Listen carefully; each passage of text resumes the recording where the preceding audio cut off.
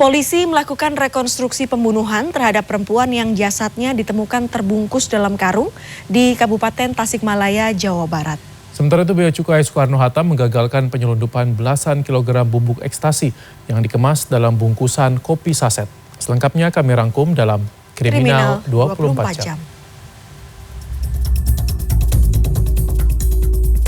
Kematian Purnama Siahaan, warga kota Tasikmalaya, Jawa Barat sempat membuat gempar publik. Jasad korban ditemukan dalam karung mengambang di Sungai Cipinaha, Jatiwaras, Kabupaten Tasikmalaya pada Minggu 18 September silam. Tersangka ditangkap polisi di Pasuruan, Jawa Timur pada Kamis 22 September. Tersangka merupakan pedagang bumbu di Pasar Induk Cikurubuk. Penyebab kematian korban terungkap dalam rekonstruksi yang digelar di Mapolres Tasikmalaya pada Rabu. Sebanyak 65 adegan diperagakan di hadapan jaksa penuntut umum, keluarga korban, dan kuasa hukum tersangka. Korban yang sudah renta tewas karena dicekik di dalam kios milik tersangka di Pasar Induk Cikurubuk pada Kamis 15 September. Jasad korban dibuang di Sungai Cipinaha menggunakan mobil tersangka. Pelaksanaan rekonstruksi dipindahkan dari lokasi aslinya di Pasar Induk Cikurubuk dengan alasan keamanan.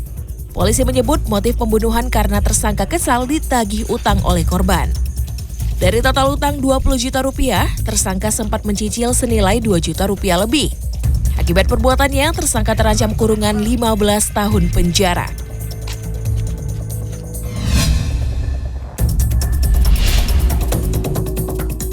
Bea Cukai Soekarno-Hatta menggagalkan penyelundupan belasan kilogram bubuk ekstasi siap cetak yang dibawa oleh penumpang warga negara Malaysia. Bubuk ekstasi dikemas dalam bungkusan kopi saset.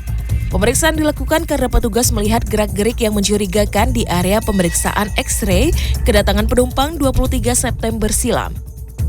Petugas kemudian memeriksa barang bawaan penumpang dan menemukan 278 kemasan saset kopi instan dengan berat 11 kg. Usai dilakukan uji lab, isi bubuk kopi instan ternyata mengandung narkotika. Saat dilakukan tes urin, hasilnya dinyatakan positif mengkonsumsi narkoba jenis metafetamin atau sabu. Menurut Kepala Kantor Bea dan Cukai Soekarno-Hatta, Gatot Sugeng Wibowo pada Rabu, tersangka mendapatkan upah sekitar 17 juta rupiah. Kini tersangka dijerat Undang-Undang Narkotika dengan ancaman hukuman maksimal seumur hidup.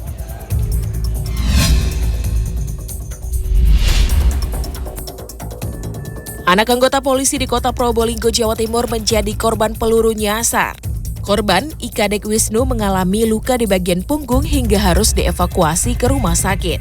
Korban merupakan anak Ibda Ketut Alit yang berdinas di Polres Probolinggo. Peristiwa terjadi di depan rumah korban saat sedang menutup pagar. Korban sempat dibawa ke rumah sakit Dr. Muhammad Saleh, kota Probolinggo. Namun karena luka yang terlalu dalam, korban dirujuk ke rumah sakit di Surabaya. Tim Liputan CNN Indonesia. Sulitnya mendapatkan pekerjaan saat ini tercermin dari ribuan pencari kerja yang memadati job fair yang digelar Dinas Ketenagakerjaan Banten. Ya, dari ribuan pencari kerja, mayoritas adalah lulusan SMA dan SMP.